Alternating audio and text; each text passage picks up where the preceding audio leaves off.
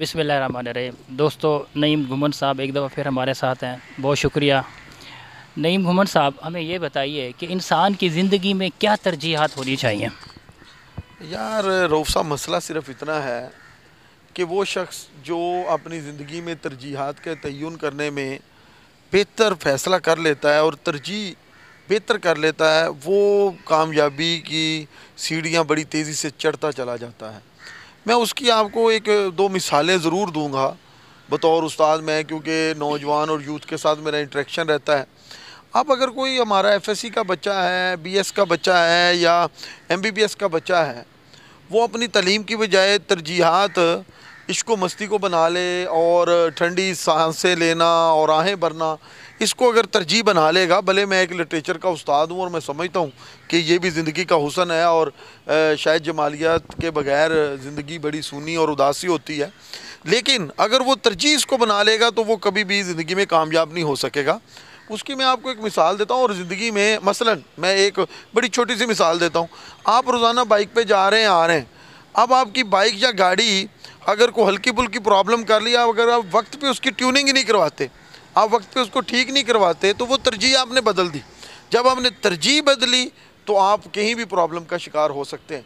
तो ज़िंदगी में गलत वक्त पे गलत काम करना, दुरुस्त वक्त पे दुरुस्त काम करना असल में तरजीह कहलाता है, और तरजीहात पर ही इंसानी ज़िंदगी आगे बढ़ती है। मसलन एक मैं मिसाल देता हूँ। मेरे एक मामू जी के दोस्त थे लाहौर में, ये फाटक के पास रहते थे। छोटा सा एक उनका 1.5 मरले का मकान था। उनका बेटा एक बाबू नामी बच्चा था, वो पढ़ता था 9th-10th में। मैंने उन्हें मशवरा दिया जी आप इसे अकेडमी में डालें, आप इसे स्कूल में डालें। उन्होंने डाला, पढ़ा, बच्चा एफएससी की। एफएससी के बाद जब इंजीनियरिंग यूनिवर्सिटी में उसका एडमिशन हुआ तो वो बुज़ुर्ग कहने लगे कि जी अब मेरे पास पैसे नहीं हैं, मैं इसको छुड़वा दूंगा तालीम, या कोई काम करे या पढ़ा ले। मैंने कहा अंकल जी बिल्कुल ऐसी बात नहीं है, आप कोई हिम्मत करें। उन्होंने कोई 8-10 लाख का उस दौर में मकान बेचा, उस बच्चे को यूटी में इंजीनियरिंग करवाई। वो बच्चा पढ़ता रहा। अब जब इंजीनियरिंग हो गई तो बड़ी मुझे मायूसी हुई कि उनकी रोज़ाना कॉल आती थी कि यार मेरे बच्चे को कहीं ट्यूशन दिलवा दें, कहीं कुछ। मैंने कहा शायद ये मेरी तरजीह गलत थी या मेरा फ़ैसला गलत था या मैंने उनको गलत तरजीह पे लगाया। लेकिन खुदा का करना कि रऊफ़ साहब, सच आपको बताऊं कि एक दिन मुझे फ़ोन आया कि वो बच्चा इंजीनियरिंग कोर में आर्मी में चला गया। यानी कि ये एक ब्लेसिंग है, वो तरजीह थी। और अगर वो तरजीह ना करते और ज़िंदगी में स्टेप लेना पड़ते, मैं अपने तमाम दोस्तों को ज़िंदगी की किसी भी स्टेज पर कोई जो भी शख्स है स्टेप लेना सीखे। वो एक मेरा दोस्त कहता है तख्त पे तो हम बैठे नहीं, तख्ता निकला हुआ है। तो आप स्टेप लें, उसमें से रास्ते निकलते हैं। और जो स्टेप लेता है, आगे बढ़ता है, अपनी तरजीह बनाता है, तो वो ज़िंदगी की सीढ़ी आगे बढ़ता चला जाता है और कामयाबी की मनाज़िल तय करता चला जाता है। मसलन एक मिसाल मैं और एग्रीकल्चर से दूँगा।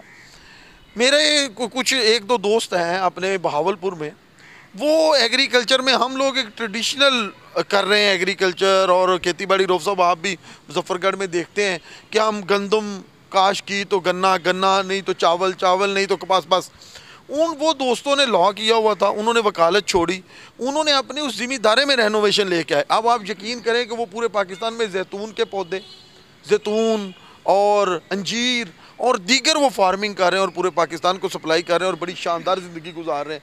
आप अगर रेनोवेशन चीज़ों में लाएंगे, अपनी तरजीह बदलेंगे, दुरुस्त वक्त पे फ़ैसले करेंगे, तो मेरा ख्याल है कि वो फ़ैसले आगे आपको बड़ी दूर तक लेके चले जाएंगे। और हमारी ज़िंदगी में बड़ी सारी ऐसी मिसालें हैं कि कुछ बच्चों ने अपनी तरजीहात बदली। वो नंबर 1 थे लेकिन वो आखिरी नंबर पर चले गए।